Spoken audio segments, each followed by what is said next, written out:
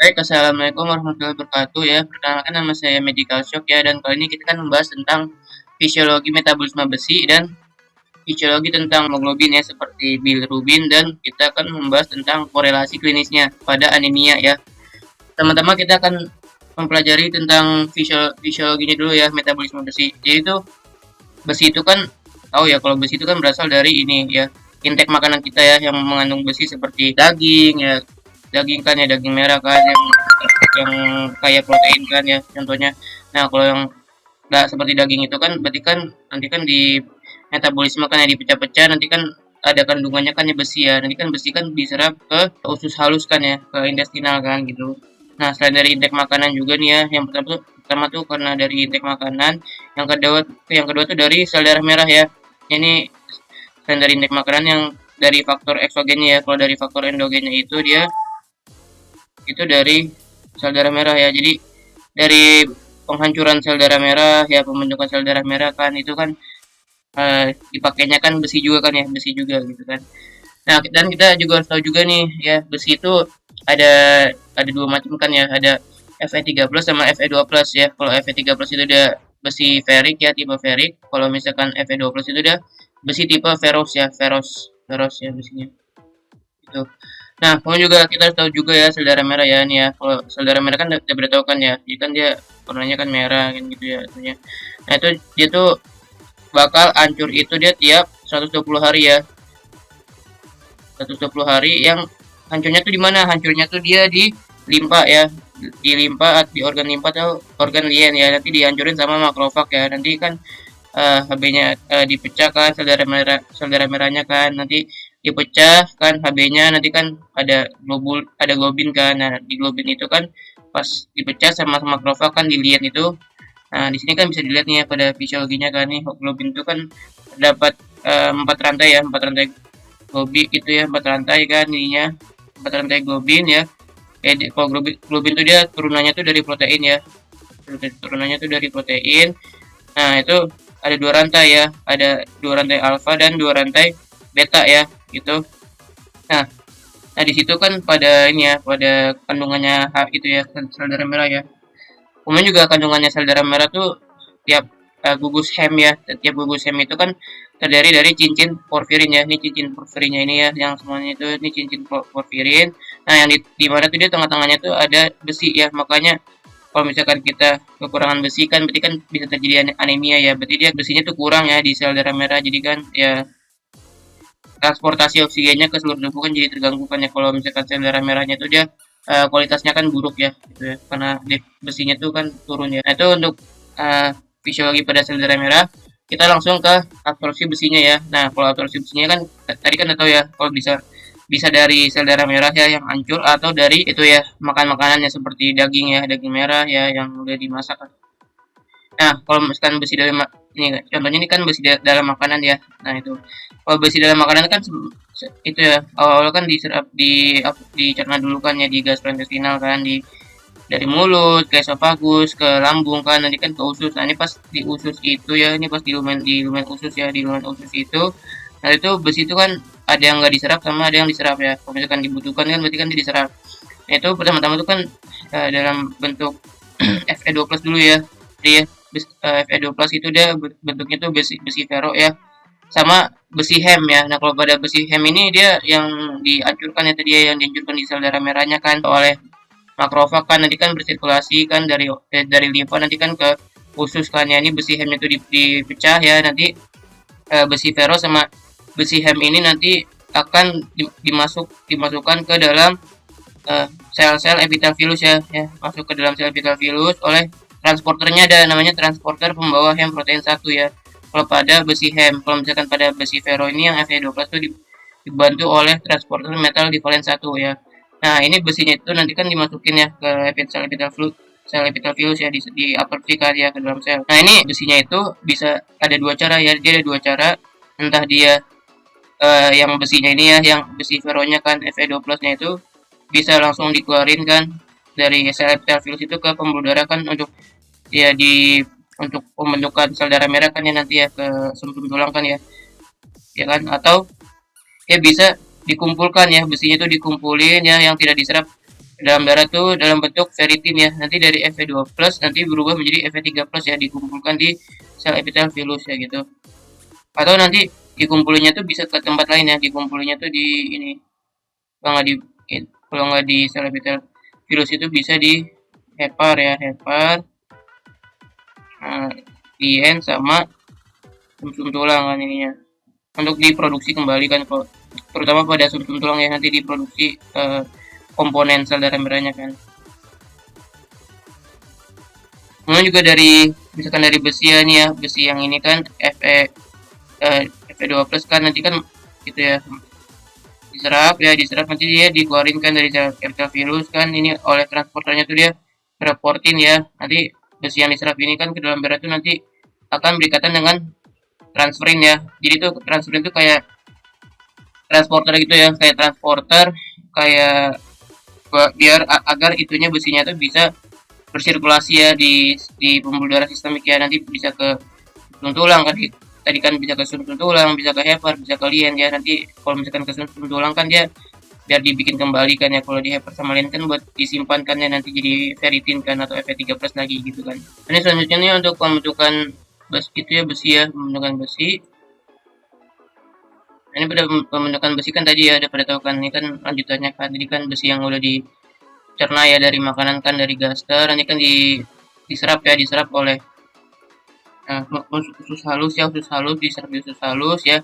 Jadi pakai transporternya ada kan, nanti transporternya tuh kan dimasukin tuh ya besinya tuh kan ke dalam itu ya sel-sel intestinal ya, nanti ke sel dari sel intestinal tuh nanti ya itunya kan bisa diubah jadi transferin kan untuk disimpan, atau dari transferin ini kan nih, besi transferin tuh yang tadi kan TIBC-nya kan ya, yang besinya itu nanti kan dikeluarin kan dari sel intestinal ke pembuluh darah ya. Kalau dari pembuluh darah kan bisa ke organ lainnya, bisa ke organ lain itu nanti kan bisa ke sumsum tulang ya. Kalau sumsum tulang kan tadi kan bisa itu ya, bisa diubah ya ininya ya sebagai pembentuk sel darah merah kan, tadi kan Fe bisa jadi hem ya.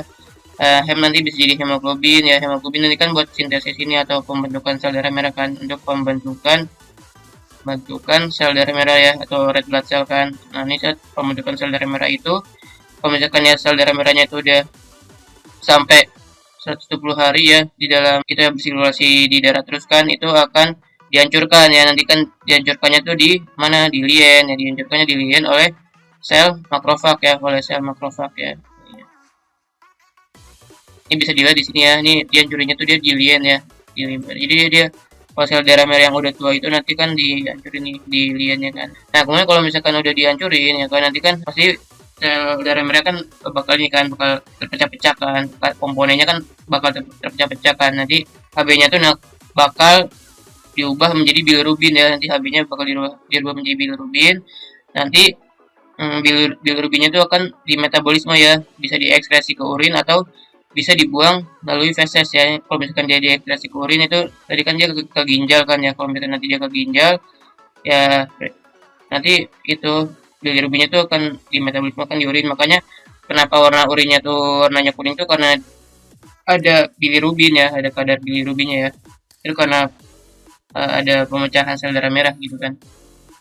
Kemudian juga pada ininya kan bilirubinnya kan ya, di sini kan bilirubinnya kan bisa di metabolisme ya, bisa dimetabolisme di hepar ya, nanti bisa diekspresikan ya dalam bentuk garam empedu kan. Ini garam empedunya tuh ya ke usus halus, usus besar ya, ke kolon, nanti kan di metabolisme ya, jadi feses kan. Makanya warna bilirubin kan bisa ini ya, bisa warnanya kan apa sih, kayak fesesnya itu kan warnanya kan disebabkan oleh warna bilirubin juga kan gitu.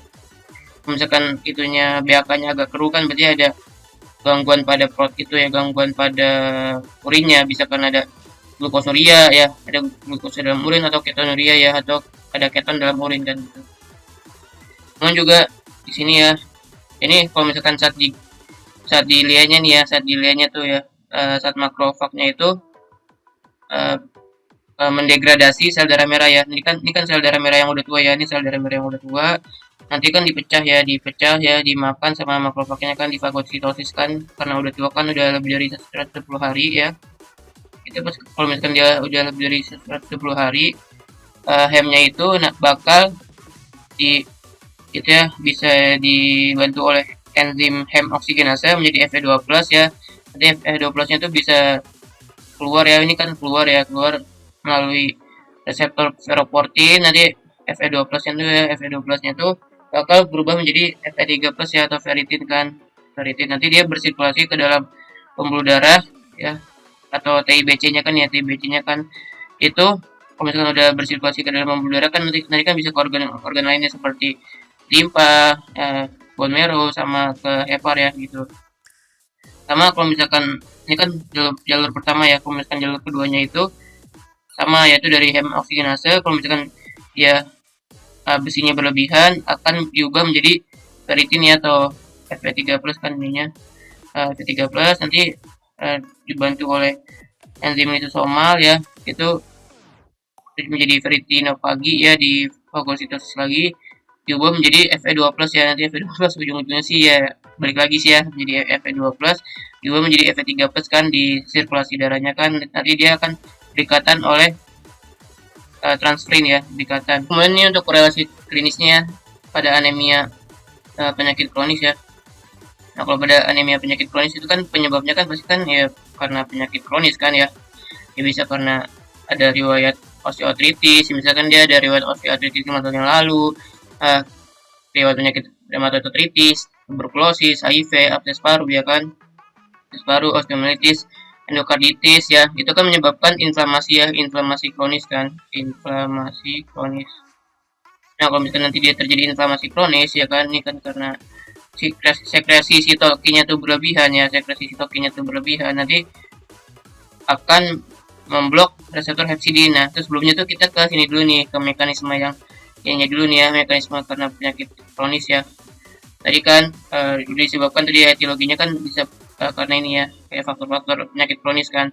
Nah, penyakit kronis itu kan otomatis kan dia terjadi inflamasi aktif kan ya, terjadi inflamasi aktif kan, karena ada reaksi peradangan kan ya. Karena peradangan kronis kan pasti kan dia keluarin sitokin dong ya, keluarin sitokinnya itu salah satunya itu dia interleukin 6. Nah, kalau misalkan interleukin 6-nya itu meningkat, otomatis nanti makrofagnya tuh bakal mengikat Hb-nya tuh lebih banyak ya, atau dengan kata lainnya tuh dia kayak memfagositosis Hb itu ya, Hb-nya tuh berlebihan, jadi dia banyak yang sel-sel yang belum tua gitu kan, atau banyak sel darah merah tuh yang dimakannya sama makrofagnya di liannya gitu kan. Nah, kalau misalkan dia makrofag itu mengikat Hb-nya lebih banyak, kemudian juga karena inflamasi kronis ya, karena dia peningkatan interleukin 6 juga tuh, nanti dia ke hepar kan, nih ke hepar nanti dia tuh akan aktivasi hepcidin-nya tuh ya, dia aktivasi hepcidin-nya tuh bakal meningkat ya. Nah, kalau hepcidin itu dia fungsinya tuh dia buat regulasi ya, regulasi besi ya, regulasi besi yang ada di dalam tubuh kita kan. Nah, kalau misalkan kayak ini ya, nih hepcidin-nya itu meningkat, itu akan ngeblok itu ya ferroportin. Nah, tadi kan ferroportin kan tahu ya, ferroportin tuh dia sebagai itu ya transporter kan, dia sebagai transport itu ya, biar dari sel intestinal itu bisa ke saluran darah ya, atau dari dari hepar atau dari organ-organ lain ya, bisa ke sirkulasi ya, bisa ke sirkulasi. Kalau misalkan dia di blok ya ferroportinnya ya dari intestinal atau di hepar kan, itu kalau di hepar sama di ususnya tuh dia besinya tuh tidak bisa diantar ke pembuluh darahnya ya, dia karena di blok ya, tadi kan reseptor bukan reseptor, transporter ferroportinnya di blok, itu dia ke hepar sama di ususnya tuh bakal dihambat kan, otomatis nanti kan besi tidak bisa diantar ke pembuluh darah ya. Nah, yang dimana tuh nanti korelasi klinisnya ya pada pemeriksaan penunjangnya itu ini semuanya ya, pada pemeriksaan penunjang itu ini semuanya nih, kayak kadar ferritinnya tuh bakal meningkat ya, soalnya kan ferritinnya kan nggak bisa diubah menjadi itu ya, serum besi ya, nggak bisa diubah menjadi serum besi. Yang lama-lama tuh nanti serum besinya kan bakal nurun ya, nggak bisa digunakan kan, soalnya dia nggak bisa mengikat dengan TIBC kan, dia nggak bisa mengikat dengan TIBC atau transferinya ya, otomatis ya terjadi ini juga ya, penurunan absorpsi besi dan penurunan pelepasan besi dari makrofagnya gitu kan ya. Jadi dia kalau pada labnya itu kan ferritinnya meningkat, serum ironnya atau serum besinya turun, sama TBC-nya turun, soalnya kan besinya tuh nggak bisa dikeluarin ke dalam pembuluh darah kan, tadi kan pada fisiologinya gitu. Ya sekian ya, terima kasih ya. Wassalamualaikum warahmatullahi wabarakatuh. Kalau Anda suka tinggal like, komen, dan subscribe ya di YouTube Medical Shop ya. Terima kasih.